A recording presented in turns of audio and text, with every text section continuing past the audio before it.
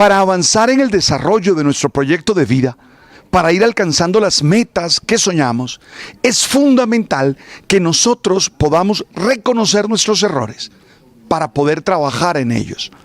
Cuando tú no reconoces tus errores, no puedes crecer, porque no puedes mejorar, no puedes salir adelante. ¿Por qué no reconocemos errores? Porque nos da miedo ser valiosos, porque nos da miedo que nos abandonen, porque nos da miedo perder todo lo que hemos conquistado. Y esos son miedos irracionales, porque la verdad es que cuando tú reconoces tus errores, tú sabes quién eres, sabes con qué cuentas y sobre todo sabes en qué tienes que trabajar para salir adelante.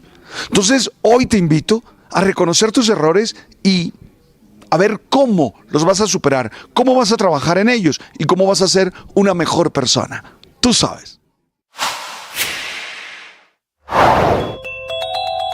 La Cancillería colombiana ha emitido un inusual comunicado, fue pasada a las 5 de la mañana, celebrando y respaldando la decisión de la Corte Penal Internacional que ordenó la captura del primer ministro de Israel, Benjamín Netanyahu, que la verdad no es un comunicado sorpresivo, teniendo en cuenta que desde el primer momento, hace un año largo, Colombia se ha negado a condenar el ataque terrorista de Hamás. Fue el 7 de octubre del año 2023, comienzo de la guerra en Gaza, y es el presidente Petro el que ha encabezado la campaña internacional pro-Palestina, los excesos de Netanyahu, la defensa de Israel, las violaciones de los derechos humanos y los efectos en la población civil, con niños y mujeres no combatientes, son los motivos por los cuales la CPI, la Corte Penal Internacional, condenó al Estado de Israel, no solo a Netanyahu, también a quien era su ministro de Defensa, por cuenta de la guerra de Gaza. También hay que decirlo, entre los condenados está el líder de Hamás, que ya murió, pero es uno de los muchos acusados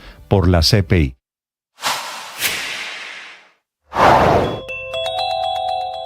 Mientras el presidente Gustavo Petro está en estas peleas ideológicas, en el mundo real, su gobierno entró en la fase de lanzarse la pelota de un lado a otro, sin que nadie en el gobierno quiera asumir la responsabilidad de la crisis financiera que tiene el ICETEX, que está a punto de dejar sin universidad a 600,000 jóvenes. El ministro de Hacienda, Ricardo Bonilla, dice que la decisión es política y que es de su colega, el ministro de Educación, Daniel Rojas, porque su ministerio, es decir, Hacienda, sí le gira educación, pero explica Bonilla que es educación el que define a qué darle prioridad y a qué programas hacerle los desembolsos. En educación se mantienen en la idea en que el ICETEX es un banco que no depende de esa cartera y que el problema es de Hacienda, la pelota de un lado para otro, aunque eso sí, por primera vez el ministro de Educación, Daniel Rojas, reconoció que por su manera de ver el sistema, es decir, por su ideología, la prioridad deben ser las universidades públicas. Para el ministro Daniel Rojas, definitivamente el ICETEX no hace parte de su sector. En la mitad, el problema está sin resolverse.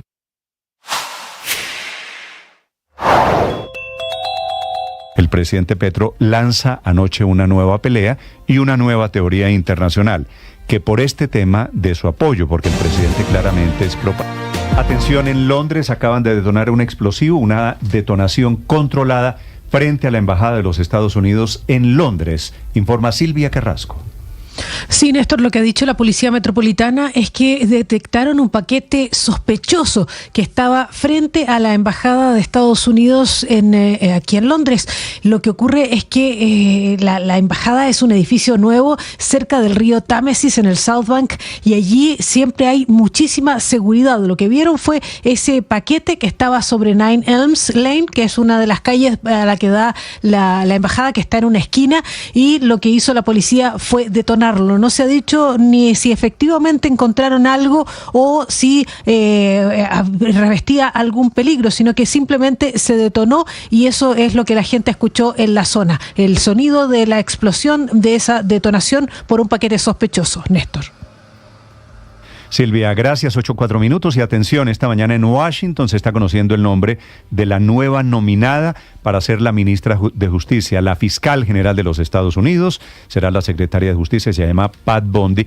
Caído el otro, Matt Gaetz, que se cayó por las orgías, por las drogas, por las fiestas de sexo, que iba a ser el hombre más poderoso en temas de justicia en los Estados Unidos. Informa Juan Camilo Merlano. Néstor, y esta reciente nominación lo que hace es reafirmar que el centro de poder durante la presidencia de Donald Trump no solamente será la Casa Blanca, sino Florida, porque Pam Bondi, nueva nominada a fiscal general de los Estados Unidos, también es de Florida. Ya recordemos que está Marco Rubio nominado a secretario de Estado, Matt Gaetz, quien fue el que se cayó, que había sido nominado en principio a fiscal general, también es de Florida, y el asesor de seguridad nacional de Trump también es de Florida, quien es Mike Waltz. Pam Bondi, quien es una de las defensoras más cercanas de Trump, de hecho participó como su abogada personal durante su primer juicio político en el Congreso de los Estados Unidos. Recordemos que ese juicio fue por cuenta de supuestamente haber retenido ayuda militar a Ucrania a cambio de favores políticos, pero también ha sido una defensora muy vocal de Trump en distintos escenarios. Y Matt Gaetz, en efecto, terminó declinando de su nominación por cuenta de lo que son las acusaciones y señalamientos y de las investigaciones que se adelantaban en el Congreso en contra de él por adelantar esos bacanales en los cuales sostuvo relaciones sexuales con menores de 17 años, así como también rompió leyes o habría roto leyes de tráfico de personas, y también había acusaciones de consumo de drogas. Pero entonces Pam Bondi, quien se espera, tendrá un camino mucho más fácil para ser aprobada por el Senado de los Estados Unidos como próxima fiscal general. Néstor. Juan Camilo, gracias. Y esta mañana el gobierno de España está anunciando una multa gigante contra aerolíneas de bajo costo, Ryanair, las grandes, Vueling, EasyJet, porque cobran por el equipaje de mano, que mucho de esto está pasando en el sistema aeronáutico en Colombia. Enrique Rodríguez. Claro, son prácticas que no solo se dan aquí en las aerolíneas europeas, sino por las de todo el mundo. Pero estas prácticas les van a costar muy caras a estas aerolíneas, que son, como decía, Ryanair, Vueling, EasyJet, Volotea y la noruega Norwegian. Prácticas abusivas como, por ejemplo, cobrar el equipaje de mano, pero también prohibir el pago de pasajes en efectivo, imponer una tarifa desproporcionada y abusiva por la impresión de tarjetas de embarque en los aeropuertos, o también cobrar por el equipaje de mano, como decíamos, o por elegir el asiento para poder volar junto a personas dependientes como discapacitados o niños. La sanción es de unos 179 millones de euros, al cambio unos 186 millones de dólares, y esa medida conocida hoy, que ha publicado el gobierno de España, incluye la prohibición a estas empresas de seguir realizando estas prácticas sancionadas, aunque hoy en los aeropuertos españoles se seguían realizando, Néstor. Para avanzar en el desarrollo de nuestro proyecto de vida, para ir alcanzando las metas que soñamos, es fundamental que nosotros podamos reconocer nuestros errores para poder trabajar en ellos. Cuando tú no reconoces tus errores, no puedes crecer, porque no puedes mejorar, no puedes salir adelante. ¿Por qué no reconocemos errores? Porque nos da miedo ser valiosos, porque nos da miedo que nos abandonen, porque nos da miedo perder todo lo que hemos conquistado. Y esos son miedos irracionales, porque la verdad es que cuando tú reconoces tus errores, tú sabes quién eres, sabes con qué cuentas y sobre todo sabes en qué tienes que trabajar para salir adelante. Entonces, hoy te invito a reconocer tus errores y a ver cómo los vas a superar, cómo vas a trabajar en ellos y cómo vas a ser una mejor persona. Tú sabes.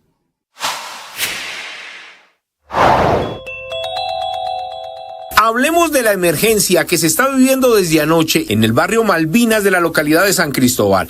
Prácticamente es una montaña llena de viviendas. Son 36 familias y 180 personas las que fueron evacuadas esta madrugada, y todo por una emergencia que comenzó hace 8 días, dicen los habitantes de Malvinas, y en el momento que comenzó a llover muy fuerte, la tierra comenzó a ceder, pero anoche cayeron gigantescas piedras y tierra sobre algunas de las viviendas, y además algunos postes de la empresa de energía están por las vías principales. Son vías improvisadas, pero están ahí, derribados producto de los derrumbes de las últimas horas. A esta hora muchas familias permanecen sobre la vía principal. No alcanzaron a sacar ni maletas ni prendas, van simplemente lo que encontraron a la mano y están a la espera de las ayudas del distrito.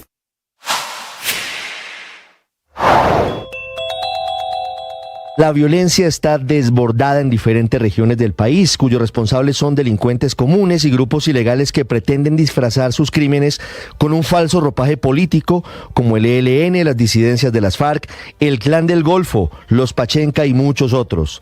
Con sus actuaciones violentas permanentes, el ELN ha demostrado con creces que no tiene voluntad de paz.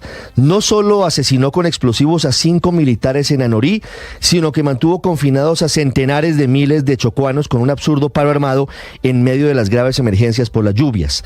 Las disidencias de las FARC también continúan recrudeciendo la violencia contra la población civil. Iván Mordisco reclutó a 15 niños en el Plateado para su grupo. También sería el responsable de una fosa común con los cuerpos de 5 personas asesinadas que apareció en Buenos Aires, en el departamento del Cauca.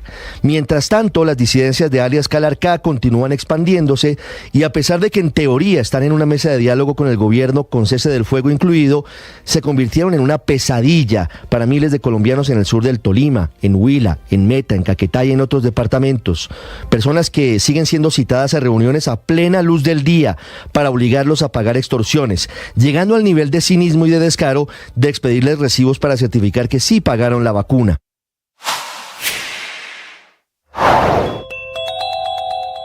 Defendiendo la reforma pensional, el presidente Petro anoche también acusa de mentirosos a todos los técnicos y expertos que advierten de los problemas financieros para el sistema de pensiones en Colombia.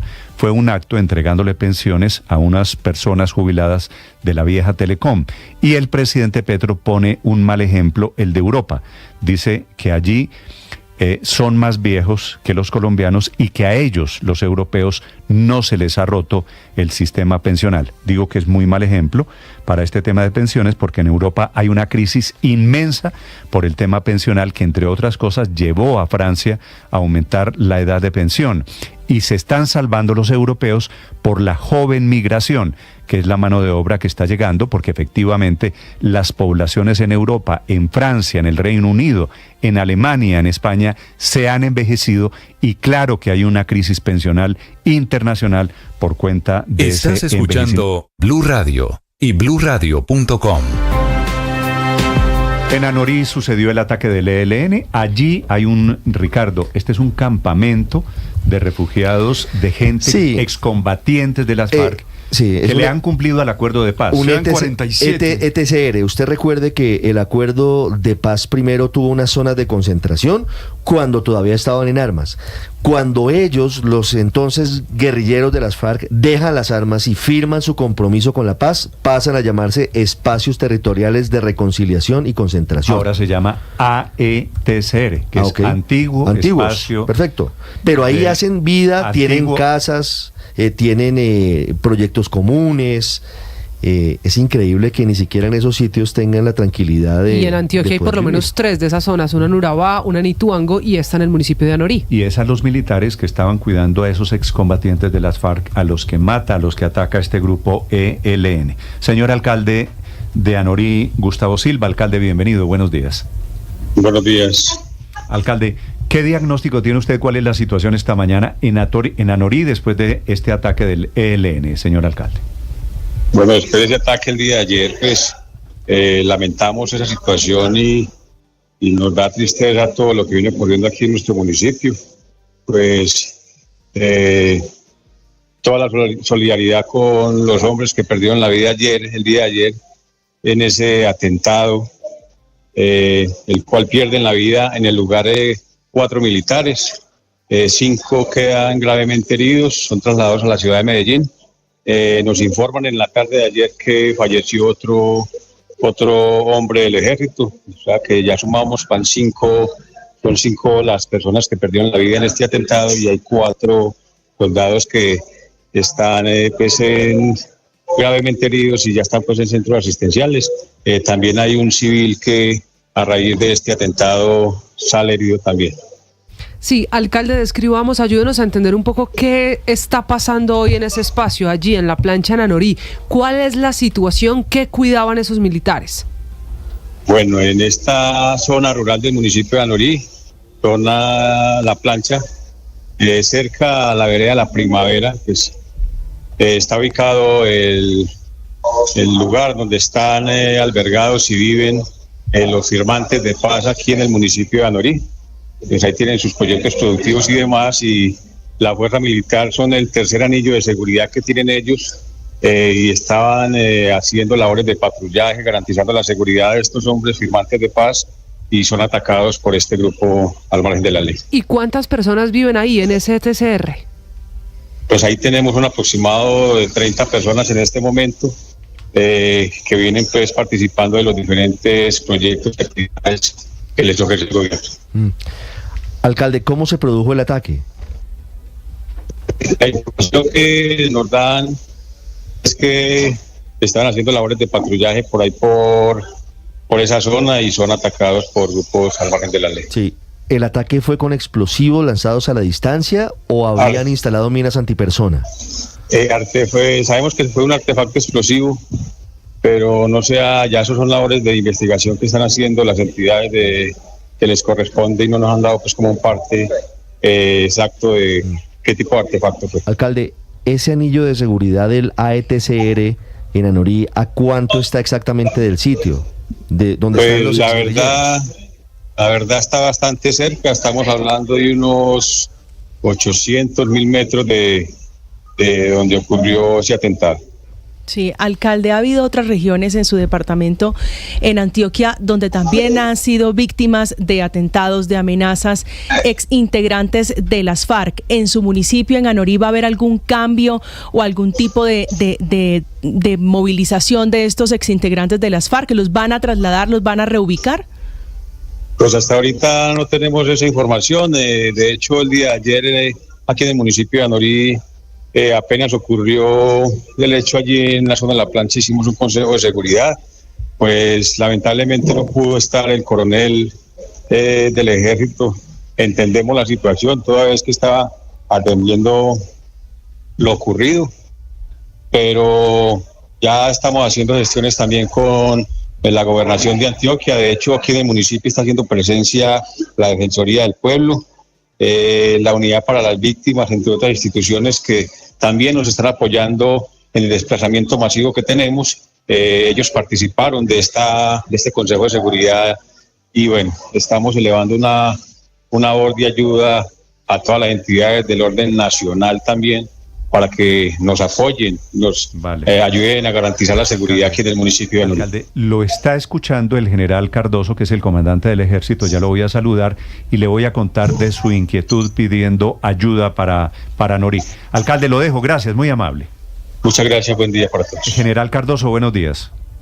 Néstor, buenos días, un saludo especial para ti y todo tu equipo de trabajo. El general Luis Emilio Cardoso es el comandante de nuestro ejército. Primero, general, para usted, para sus hombres, para las familias, para las familias de los muertos, de los heridos, nuestra solidaridad en este momento. ¿Qué reporte tiene usted de lo que pasó en este ataque del ELN en Anorí, en Antioquia, general Cardoso? Bueno, Néstor, buenos días. Esta es una unidad que se encontraba precisamente prestando seguridad a una de las áreas de reincorporación en el antiguo espacio territorial de capacitación. Ese sitio se llama La Plancha. Allí hay más o menos unos 47 personas que están en ese proceso de reintegración. Y nosotros tenemos esas responsabilidades de que se firmó ese acuerdo de paz. Todavía permanecen 24 sitios en el país donde hay más o menos del orden de los 1.800 personas en esos sitios. Entonces, esa seguridad la hemos mantenido y ese pelotón precisamente gravitaba ahí sobre ese sector de La Plancha, prestándole seguridad a esas 47 personas que están en ese proceso de reincorporación. Sí. Y fueron atacados con pues tatucos. Eso es un sistema de lanzamiento de explosivos a distancia que desafortunadamente pues nos afectaron 9 hombres, 5 fallecidos y 4 que se encuentran afortunadamente recuperándose bien en los hay 3 en establecimiento de sanidad militar del ejército y 1 todavía queda en una clínica en Medellín. General, ¿a qué distancia lanzaron esos tatucos los guerrilleros del ELN contra nuestros soldados? Pues ayer estuvo precisamente allí en el sitio el comandante de la división, el general Fabio Caro. Estos tatucos los pueden lanzar desde 600 metros, 700 metros. Esa es la distancia más o menos que tiene el alcance de este tipo de sistemas, que básicamente lo que hacen es un tubo en acero y en ese tubo pues hacen granadas y eso funciona como artillería. Entonces, lo que asesina y lo que afecta a las tropas son la fragmentación de esos elementos. Una vez caen esas granadas, explotan, y esos elementos que prácticamente han organizado con vidrios, tornillos, tuercas, balines y demás, pues se convierten en metralla, que son los que afectan la integridad de nuestros hombres. General, ¿cómo está la salud de los 4 militares heridos en este atentado del ELN? Ricardo, está muy bien, gracias a Dios ya fueron estabilizados. De esos 3 ya nos los entregaron y están en un dispensario nuestro. Solamente queda uno que le están revisando un tema de fractura en una de sus extremidades, pero también está estable sin ningún problema, afortunadamente. General Cardoso, ¿el civil que resultó herido es desmovilizado de las FARC o quién es? No, María Camila, era un civil de la zona. Era un civil de la zona que estaba precisamente en ese momento cerca donde estaban los soldados.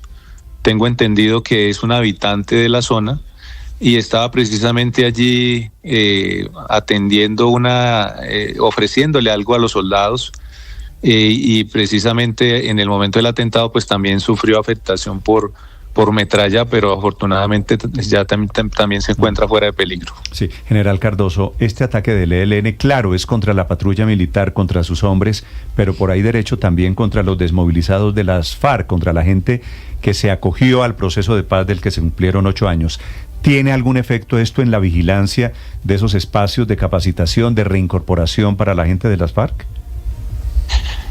Pues nosotros, y es una buena pregunta, Néstor, porque me permite mostrar el profesionalismo de nuestro ejército. Fíjese que unas estructuras de FARC que estuvieron en conflicto durante tantos años, confrontándose con el ejército, ahora son protegidas por el mismo ejército que los combatió en el pasado, porque precisamente han entregado las armas y ya no son, digamos, personas que están dentro del conflicto, sino que están en ese proceso de reincorporación.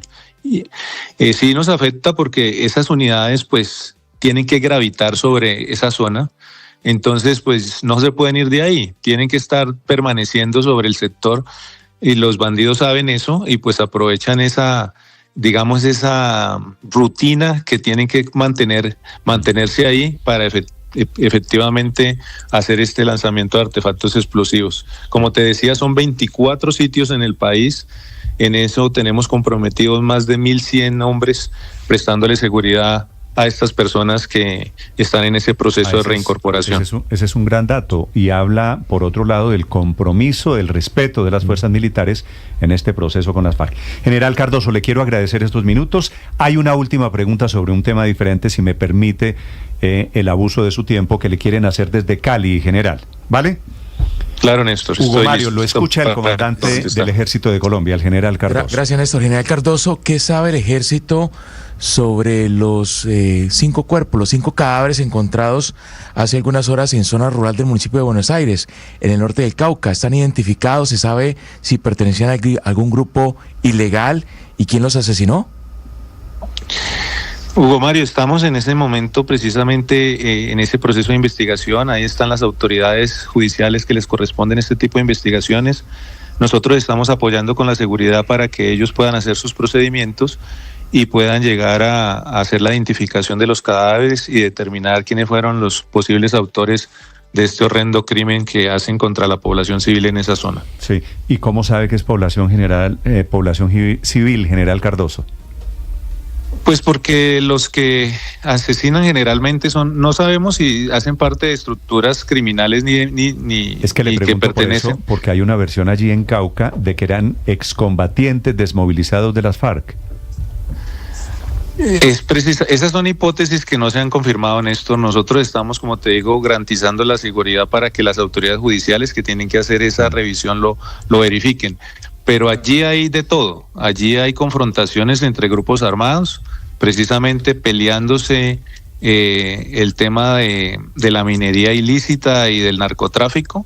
Hay disputas allí en esa zona entre las estructuras de Mordisco, del ELN y también de la Segunda Marquetalia.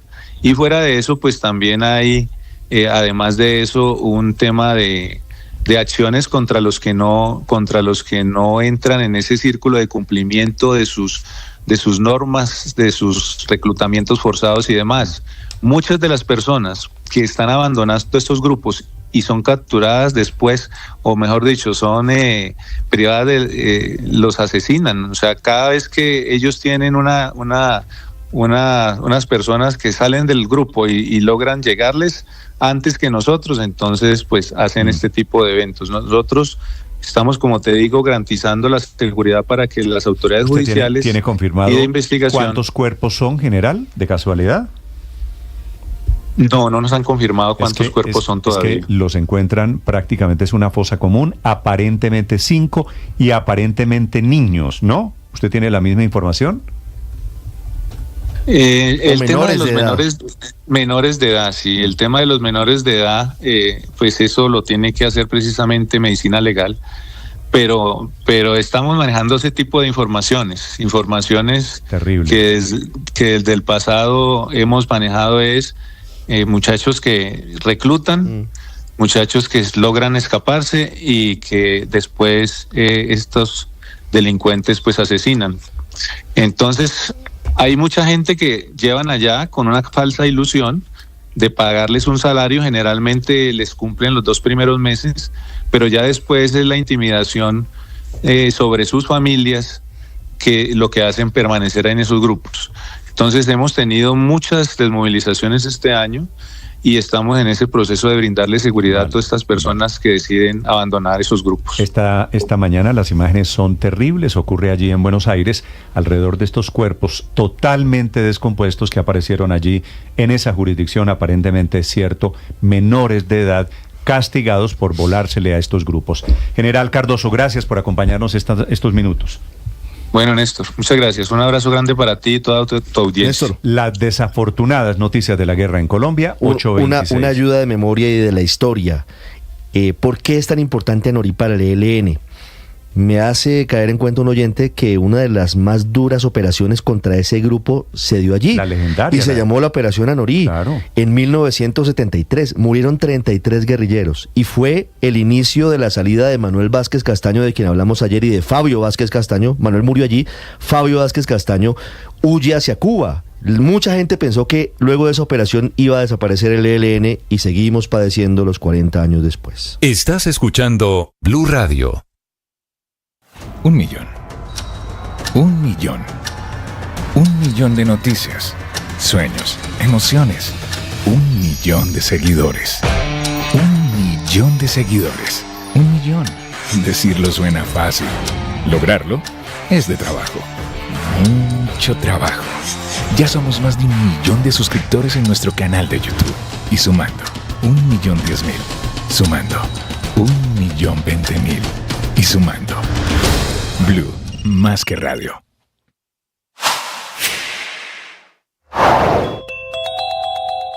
Ley de Murphy, que se aplica hoy a la pésima situación fiscal del país, malísima, tras 3 años consecutivos de desplome en el recaudo de impuestos, con un hueco de 33 billones en el presupuesto de este año, que obliga hoy al ministro de Hacienda a anunciar por dónde va a pasar esta tijera, y con otro hueco de un tamaño similar en el presupuesto del próximo año, que también obliga a una reforma tributaria que por lo demás ni siquiera está lista y que se tendría que ir a extras en el Congreso de la República. Pero lo peor de todo, el cierre con broche de oro y la gota que rebosa la copa es el proyecto que reforma el sistema general de participaciones, a puertas de su último y octavo debate en la Cámara para convertirse en ley de la República, pero con alarmas prendidas desde todas partes, tanto afuera, con alarmas que enciende JP Morgan, el mayor banco de los Estados Unidos, como aquí adentro, con los exministros de Hacienda diciendo que equivale a un botón de una bomba nuclear que acabaría con la economía colombiana, y por su parte con el Banco de la República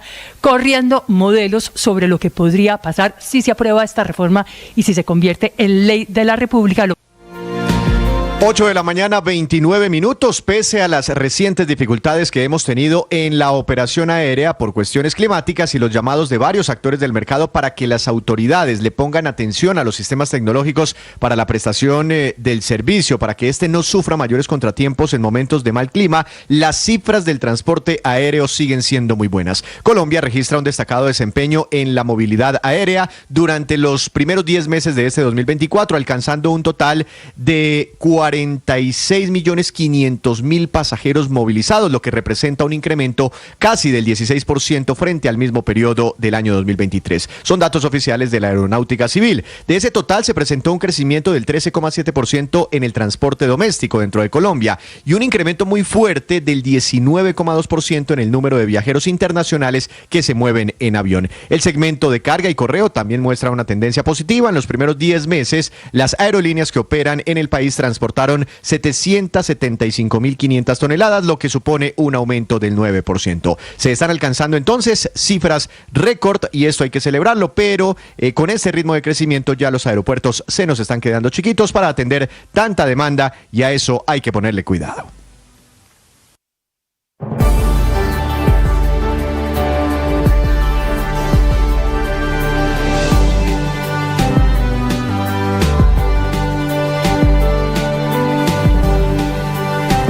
Ocho de la mañana, 30 minutos y 380.000 millones de pesos lo que deja a la venta de arbolitos de Navidad, un mercado donde participan tanto compañías nacionales como Arbocol, Navilandia, Burica, Ofex, son todos fabricantes locales de árboles, pero también mercado que sirve y que funciona para las importaciones de arbolitos de otras partes, siendo las 5 principales cadenas importadoras de árboles, luces, guirnaldas y artículos navideños las siguientes. En el primer lugar, Sodimac Home Center, seguida en un segundo puesto por Dollar City y finalmente, para cerrar este top 3, Panamericana. Estás escuchando Blue Radio.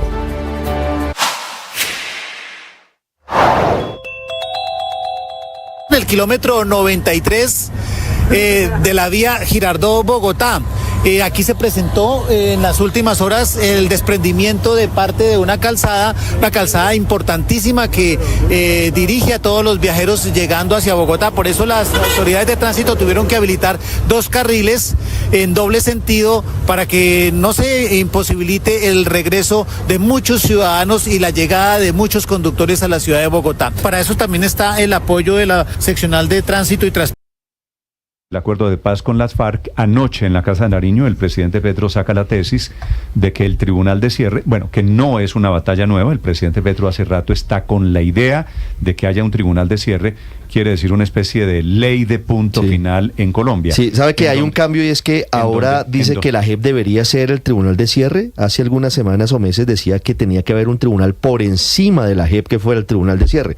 Ahí ve un ligero cambio, ¿sabe? Lo nuevo es que quiere ese tribunal de cierre también para narcotraficantes. Esta no la veía venir. El presidente Petro dice hay que meter allí a los terceros, son los civiles que financiaron la guerra, a los militares que hicieron la guerra, a los paramilitares, a los guerrilleros, a todos. Sí, pero le suma narcotraficantes. Pablo Escobar estaría feliz en el gobierno de recibiría beneficios en esa idea del presidente Petro. En la práctica esto es una gran amnistía para el tema que no entiendo de dónde saca el presidente, porque el acuerdo de paz no le da a la JEP la posibilidad de acoger a narcotraficantes. Ninguna posibilidad. El acuerdo habla claramente, Néstor, de excombatientes de las FARC, habla de exintegrantes de la fuerza pública. Incluso el acuerdo había salido para que también acogiera terceros vinculados al conflicto. Y la Corte Constitucional lo sacó. Por eso no están ahí. 8:33 minutos. ¿Usted entiende lo del narcotráfico en la JEP o en un tribunal de cierre, Héctor?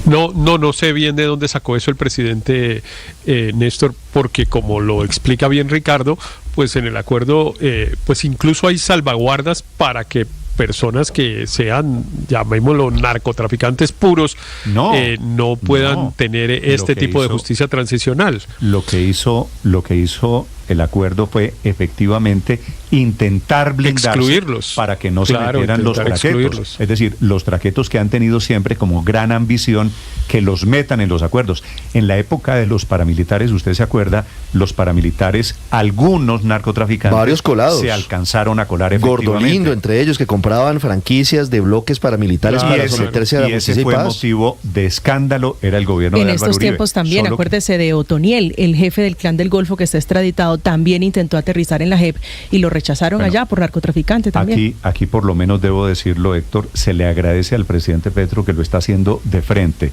Un acuerdo para meter a los narcotraficantes. Debe estar grandes, feliz el chiquitos. Clan del Golfo. Claro, pero hay que Y los entender Pachenca, cuál felices. es el interés del presidente Petro de beneficiar a los narcotraficantes.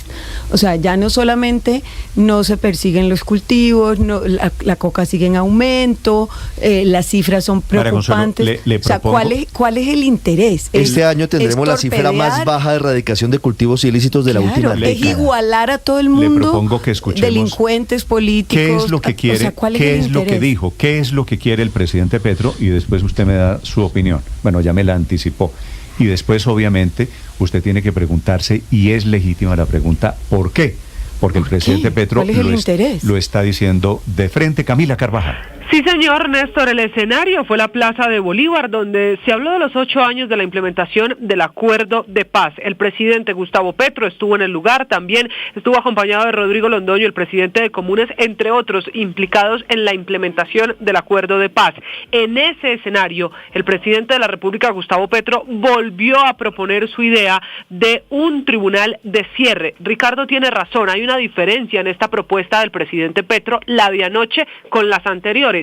Ya el tribunal de cierre, dice el mandatario, puede ser incluso la justicia especial para la paz. Eso sí, se hace él unas preguntas que en el mismo discurso contesta, y es quiénes deben estar en ese tribunal de cierre. Menciona a políticos, obviamente a guerrilleros, dice también a terceras personas, refiriéndose a los terceros involucrados en el conflicto, pero incluye paramilitares y, dice él, narcotraficantes. Esto dijo el presidente Gustavo Petro, interrumpido varias veces, además, Néstor, por la tos y por esa molestia gripal que tiene el mandatario. Escuchemos.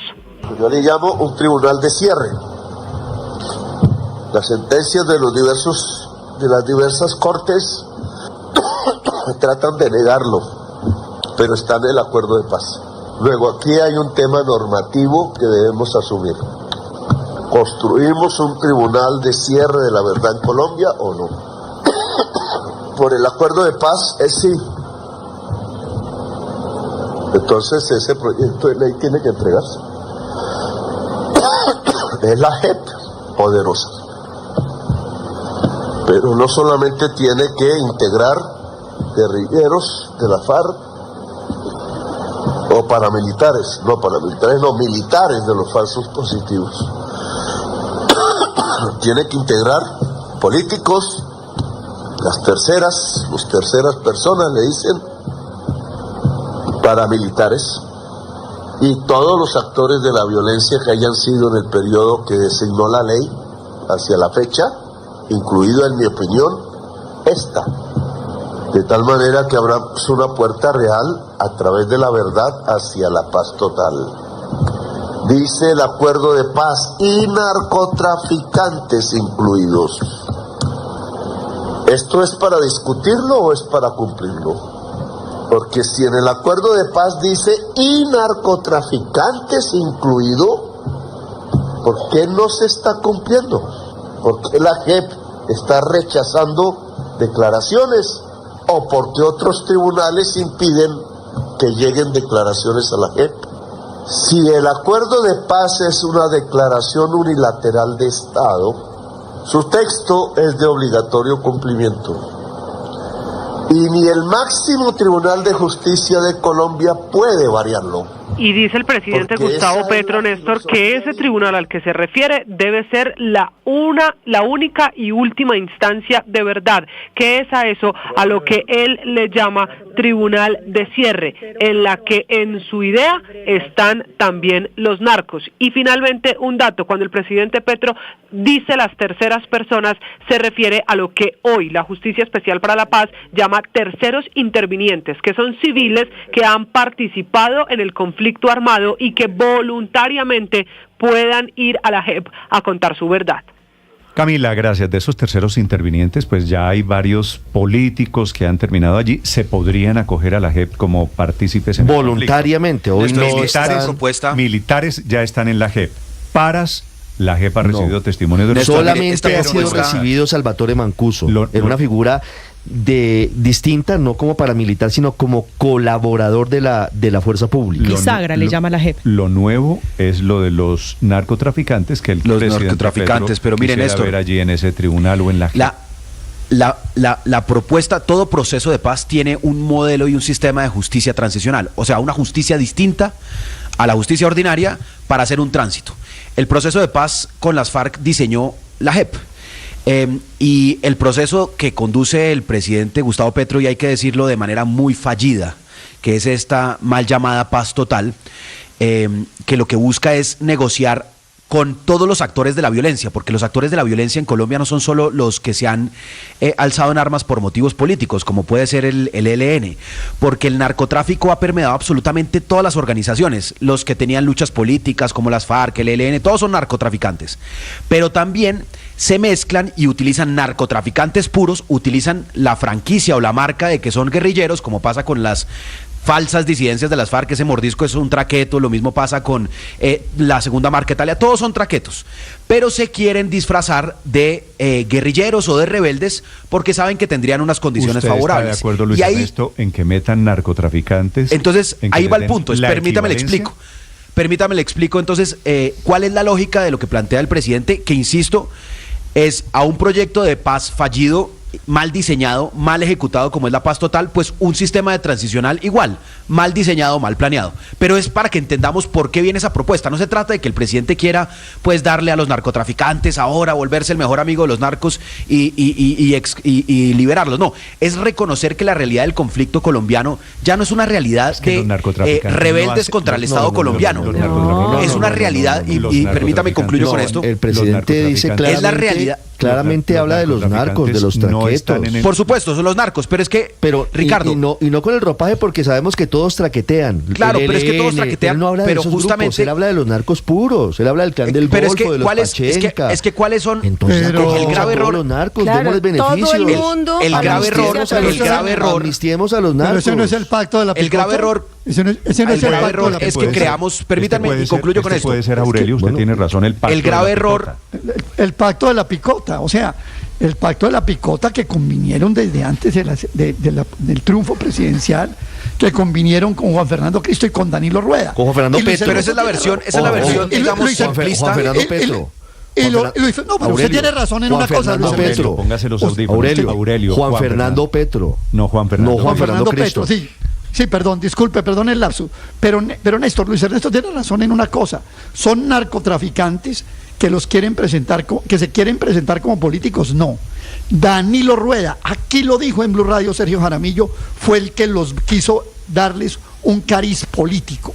Eso fue esa transformación de narcos mordisco a volverlo Estado Mayor Central, fue una obra de Danilo Rueda, que fue gestor del Pacto de la Picota. Y ahora viene la segunda escena del Pacto de la Picota. Fue el primer comisionado de paz del gobierno Petro, ¿verdad? Sí, pero acuérdense que él era los que visitaba las cárceles antes de ser comisionado. Con el hermano del presidente, con Juan Fernando Petro. Claro, con Juan Fernando Petro. Y después se lo nombraron comisionado, y entonces a estos narcos los volvió grupos políticos. Y ahora vamos para la tercera escena, que es ¿cuál? La JEP se vuelve el mecanismo por el que se cumple el pacto de la picota con todos estos narcos. Y yo no me acuerdo que en el acuerdo de paz, no dice que los narcotraficantes. Así como ha fracasado, al contrario, la negociación. Lo que decía es que no a los narcos, señor Luis Ernesto. No, así como ha fracasado la negociación con el ELN, con la segunda marca Italia, con todo, digamos, la paz total es el fracaso total. pues un sistema de justicia transicional diseñado para un sistema de negociación tan mal diseñado, tan mal planeado, tan mal ejecutado, pues va a tener el mismo resultado. ¿Por qué? Y con esto concluyo. En Colombia la violencia sí está fundado por la administración de rentas ilegales, llámese minería ilegal, llámese narcotráfico. Entonces parte de la solución de la violencia en Colombia es lograr que esas rentas ilegales no las administren ilegales, sino las administre ojalá el Estado. En el caso de la minería es más fácil, en el caso de la droga es imposible porque sabemos que la droga es prohibida a nivel internacional y mientras no haya un cambio regulatorio a nivel internacional no va a pasar nada. El negocio de la minería, el carbón es un producto legal, el oro es un producto legal. Claro, y ahí el Estado podría tener control territorial y administrar esas rentas y no dejársela a los mafiosos. Pero entonces, ¿cuál es el punto de fondo aquí? ¿Cómo logramos que esas rentas ilegales no nutran la guerra, no sean el combustible de la guerra? Lamentablemente no es con un proceso de paz ingenuo como el que ha planteado el gobierno. Ojalá fuera así. No, las rentas ilegales se combaten con orden público, se combaten. ¿Cómo se le quita esas rentas? Porque ellos pueden tener la banderita de que son guerrilleros, de que quieren salvar y son rebeldes, pero realmente lo que quieren administrar es una renta ilegal. Le iba a decir, si usted fuera narcotraficante, no quiero molestarlo. Piense qué está pensando un narcotraficante en este momento. Fiesta. Pues está de plácemes. Claro. Escuchar al presidente Petro diciendo, de pronto me perdonan, de pronto me amnistían. No pago un solo día de cárcel. De pronto termino entregando 3 rutas, 20 kilos de cocaína. Pero la mayoría no han pagado ni un día de cárcel. Eso, la verdad es que la amenaza de la justicia, en Colombia. ¿Le parece que no pagó han terminado peor. Salvador Mancuso fue más paramilitar que narcotraficante y asociado con agentes del Estado. Han terminado peor, que han terminado muertos, la inmensa mayoría de los Rodríguez Orejuela, extraditados. Sí, podemos nombrar 50 o 100 y hemos tenido decenas de miles. Pero bueno, que se reencauchan y que reviven en cuerpo ajeno es diferente. Pero entonces la solución es meterlos a la JEP, Héctor. Al narcotráfico. No, la solución sería legalizar el narcotráfico. Pero no es lo que está planteando el presidente, sino perdonarles seguir dando esa pelea perdida es claramente un error. Asesinos hay todavía. La hemos dado y la seguimos dando. No, pero es que ese es otro tema. Digamos que el tema del narcotráfico es un tema que en Colombia nos escandaliza como si fuera el peor delito del mundo y pues bueno, hay bastantes delitos mucho peores. Es más, mire usted la discusión que hemos dado, mire usted la discusión que estamos dando en este momento, Néstor. No discutimos que unos criminales asesinos como los que han enarbolado banderas guerrilleras tengan beneficios y nos parece escandaloso que los narcotraficantes sí los tengan. Eso éticamente no tiene razón. Pero ¿cómo que no Héctor, discutimos? Eso éticamente no tiene razón. Ya lo superamos en el referéndum. No lo discutimos. ¿Cómo que no hemos discutido? El escándalo en este caso consiste porque el presidente el referendo fue un modo de discusión política y ganó el no. Claro, pero yo estoy dando la discusión. Estoy diciendo, no, claro que lo hemos discutido, pero estoy diciendo esta conversación que estamos teniendo en este momento es, el presidente dice que hagamos una cosa de transición y cerremos eso para los criminales que han sido reclutadores de niños, etcétera. Pero lo que genera escándalo es que sea que diga que también a los narcotraficantes. Ese de todos los delitos que se han cometido en el marco de ese conflicto, el narcotráfico es el delito menor. Es que matan, asesinan, que hacen masacres, violan mujeres, reclutan niños. Todos esos son delitos mucho peores que el narcotráfico. Pero dicho eso, Néstor, déjeme ahora sí decir lo que yo le iba a decir. Sí, pero déjeme hacerle un paréntesis. Usted tiene razón en que seguramente producir cocaína no es comparable con una masacre de niños o con la motocicleta, de acuerdo, pero es que todos esos delitos se cometen es el nombre del narcotráfico, es para mantener el negocio del traficoteo. Pero además, Néstor, mire, déjeme recordarle otra cosa, eso que llaman la justicia premial, la justicia de beneficios a cambio de información, etcétera, llegó a Colombia para beneficiar al narcotráfico.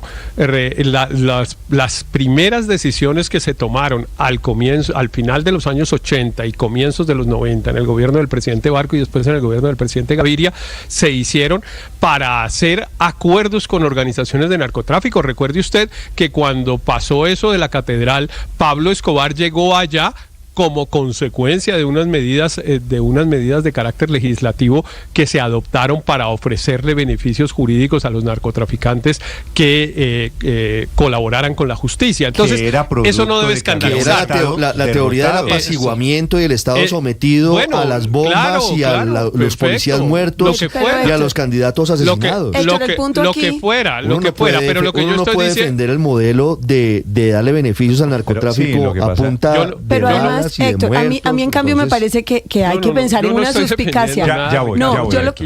Yo lo que le digo es que pretender meter recordando un hecho histórico a todos los delincuentes en la justicia transicional es atacar la justicia transicional. A mí lo que me escandaliza, entonces, ¿qué le va a quedar a la justicia ordinaria? A mí lo que termina me todo en la justicia transicional en un periodo y entonces la justicia, porque todo según él es conexo con el conflicto. María Consuelo, a mí sí me parece que eso es a mí lo que me escandaliza a la justicia transicional. Y me imagino que el ministro Cristo estaba muy incómodo, estaba en la mesa ahí, según vi ahorita en las imágenes, estaba muy incómodo, es que el presidente esté proponiendo una cosa que quienes han tenido que ver con el acuerdo de paz con las FARC siempre han tratado de preservar de la mayor manera, que es que no se cambie la JEP. El presidente estaba proponiendo... atacarla, es lo que le estoy diciendo. Incluso dio una instrucción, claro, no, es que estoy de acuerdo, incluso le da una instrucción de hay que presentar el proyecto de ley. Un proyecto de ley para modificar la JEP, es decir, como si estuviéramos en el gobierno de Iván Duque. Eso sí, yo quiero ver qué va a contestar el ministro Cristo. Néstor, yo estoy de acuerdo que la JEP hay que preservarla y que pues muchas de estas ideas desilvanadas son muy delicadas porque pues hay mucho en juego, pero la teoría es interesante y es válida, y yo creo que estos son los temas que deberían ir hacia lo que eso está muy desgastado, pero un acuerdo nacional, porque el país, Petro está diciendo dos cosas que son evidentes. Una, que toda esa criminalidad tiene vínculos, está interconectada alrededor del narcotráfico. Pretender que son cosas distintas, pues es decirnos mentira. Y manejarlo por pedazos, pues no ha funcionado. Y lo otro es que la fórmula que se ha utilizado... Pero Álvaro, perdóneme. Ha fracasado. ¿Usted está de acuerdo durante décadas en meter a los narcos aquí? No, lo que estoy diciendo es que más allá de la propuesta inmediata, que obviamente habría que establecer mucho más, y por eso decía un acuerdo nacional para que haya consenso, porque estos son temas muy delicados. No va a haber acuerdo nacional sobre esto. Pero por criticar a Petro, no podemos dejar de ver que lo que se ha utilizado ha fracasado. Estamos muy mal. Se ha intentado el uso de la autoridad y todas estas fórmulas importadas y no ha funcionado. El país está otra vez en una senda de crecimiento de los grupos ilegales y del narcotráfico, y pues es una irresponsabilidad de un gobierno salir a decir simplemente que hagamos lo mismo, que no funciona, eso saldrá en el mar. Entonces, por lo menos aquí hay unas ideas para pensar. Desechemos el desorden. Eso se lo admito. Esta es de la misma teoría de que para reducir los niveles de delito hay que acabar con el delito. Entonces, volvemos entonces a... Pero legalice todo.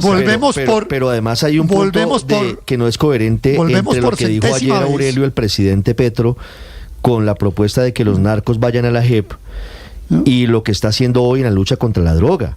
Porque según las cifras de Naciones Unidas, ustedes recordarán que la productividad de la cocaína en Colombia está disparada, están disparados los cultivos.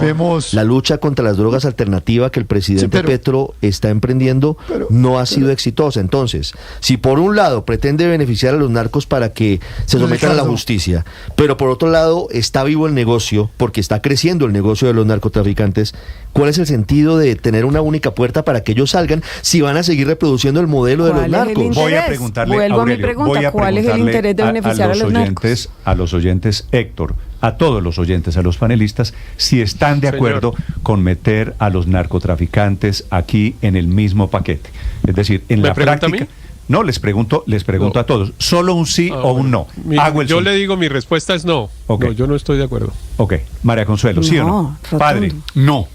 Ricardo, no. Aurelio. No, y como me cortaron lo que estaba diciendo, permítame decirle, Álvaro, volvimos a la famosa tasa moral de cambio, aquello de que la mejor forma para que la sociedad lo coopte es delinca coja armas y después le dan la amnistía. No, Colombia no puede seguir haciendo lo mismo. No, no y no. Luis Ernesto, ¿usted está de acuerdo con la idea del presidente Petro de meter aquí a los narcos? No como la plantea el presidente, metiéndola a la JEP es un error, pero Néstor, lo que sí tiene que hacer Colombia es lo mismo que hizo Estados Unidos para trabajar con las mafias, y era que hacer leyes de sometimiento en las cuales podían se entregaban a la justicia, se sometían a la justicia, se les blanqueaba, y hay que decirlo así de claro, se les blanqueaba una parte de su fortuna, y el Estado se quedaba con el 95% de la fortuna, le dejaban el 5% de la plata de sus rentas ilegales. Con esa plata el Estado puede hacer mejores cosas y empieza a darle un manejo distinto que simplemente enfrentar políticamente. Hay beneficios jurídicos por colaboración con la justicia, e incluso escandalosamente, a mi modo de ver, les permiten quedarse con una parte de su renta, ¿no? Creo que la ley vigente les permite quedarse como con el 10% o algo así. En Colombia es el 10%. ¿Sabe qué? No ha servido yo. No ha servido. Claro que no ha servido. Porque los incentivos para estar en el delito son mucho mayores. Claro. Y entonces, pues en la justicia premial siempre el que decide someterse a ella, pues lo que hace es calcular dónde me va mejor. Y por ahora le va mejor fuera de la ley, narcotraficando, que era lo que yo les decía. La mayoría, verdad es que la mayoría del delito de narcotráfico y del blanqueo queda impune en Colombia. Calcule si los meten en la JEP, ahí sí les iría, mejor dicho, piñata. Los narcos tienen calculadora. ¿Saben sumar y restar? Y entonces dicen, entrego el 10%, no, mejor me quedo con el 100%. 8, entrego el 90%. Elevar exponencialmente, diría yo, padre, por eso de Paola, sumar y restar. ¿usted está de acuerdo con la idea de los narcos a la JEP? No, claro que no. Qué barbaridad. Pero es que además una y otra vez volvemos al mismo punto. ¿Cuál sería el incentivo como país para meterlos en la JEP? ¿Es que acaso van a dejar de narcotraficar? ¿Alguien en serio cree que van a dejar de narcotraficar? Cuando estamos inundados, vamos para las 300.000 hectáreas, 1.700 toneladas métricas de cocaína al año, las incautaciones más bajitas de la historia, y se están llenando de plata. Esa es una buena observación. Si se perdonaran todos los narcos, si metemos los narcos a la JEP, ¿qué pasa con el negocio del narcotráfico? Nacen nuevos. Pues que hay unos herederos que están a la vuelta de la esquina. Nacen nuevos. Es que es incoherente buscar un beneficio para los narcos cuando no se está haciendo lo suficiente para acabar con el narcotráfico. 8:55 a.m. Es un gusto saludarlos en este día viernes, tiempo seco. Y algún poquito de tiempo vamos a tener seco, padre. Hay solecito esta mañana, pero prepárese porque vamos a seguir con lluvias más o menos intensas durante todo el fin de semana. 4 minutos para las 9 de la mañana. Estás escuchando Blue Radio. 1 millón. 1 millón. 1 millón de noticias, sueños, emociones. 1 millón de seguidores. 1 millón de seguidores. 1 millón. Decirlo suena fácil. Lograrlo es de trabajo. Mucho trabajo. Ya somos más de 1 millón de suscriptores en nuestro canal de YouTube. Y sumando, 1.010.000. Sumando, 1.020.000. Y sumando. Blue, más que radio.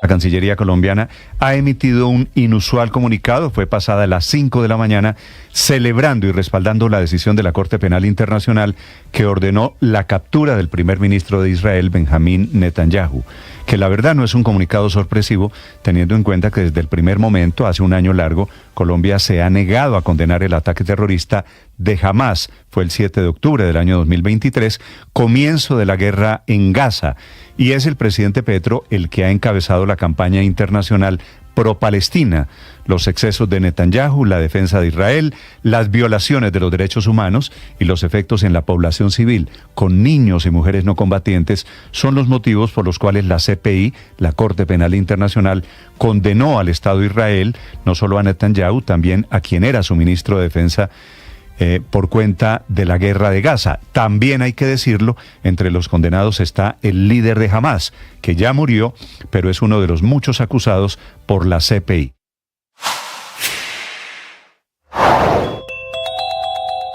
Mientras el presidente Gustavo Petro está en estas peleas ideológicas, en el mundo real, su gobierno entró en la fase de lanzarse la pelota de un lado a otro sin que nadie en el gobierno quiera asumir la responsabilidad de la crisis financiera que tiene el ICETEX, que está a punto de dejar sin universidad a 600.000 jóvenes. El ministro de Hacienda, Ricardo Bonilla, dice que la decisión es política y que es de su colega, el ministro de Educación, Daniel Rojas, porque su ministerio, es decir, Hacienda, sí le gira a educación, pero explica Bonilla que es educación el que define a qué darle prioridad y a qué programas hacerle los desembolsos. En educación se mantienen en la idea en que el ICETEX es un banco que no depende de esa cartera y que el problema es de Hacienda, la pelota de un lado para otro, aunque eso sí, por primera vez el ministro de Educación, Daniel Rojas, reconoció que por su manera de ver el sistema, es decir, por su ideología, la prioridad deben ser las universidades públicas. Para el ministro Daniel Rojas, definitivamente el ICETEX no hace parte de su sector.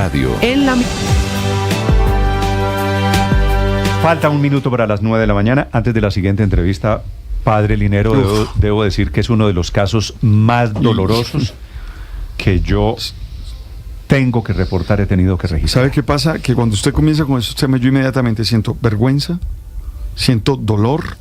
Y le digo que siento vergüenza porque, es decir, yo pertenecía a esa institución ministerialmente. Pertenezco a ella todavía en términos de bautismo, pero ministerialmente. Es la historia, y cuando escucho esas cosas... La historia de 8 niños. Mucha vergüenza y perdón para ellos. 8 niños de la familia Llano que fueron violados por un cura, era de los jesuitas, Darío Chavarriaga, que ya murió. Criminal. Y la historia, estoy totalmente de acuerdo. Murió impune. Y la historia se agrava porque estos hermanos Llano, muy valientes, debo decirlo, que los admiro profundamente, tantos años después, salir a poner la cara como lo han hecho. Estos hermanos Llanos van a donde el padre de Ru, el provincial en ese momento, el cura de los jesuitas en Colombia, el jefe de los jesuitas en Colombia. Y el padre de Ru no tramitó las denuncias, como correspondía cuando el padre Chavarriaga estaba, Ricardo, en ese momento, año 2014, el padre Chavarriaga todavía estaba vivo. Claro, el padre Chavarriaga murió en 2015. Era un hombre que fue, padre... ojo con el tema, porque Chavarriaga fue rector de colegios como el San Bartolomé. Era un hombre muy respetado, llegó a ser decano de la Facultad de Odontología de la Universidad Javeriana. Decano del medio, sí.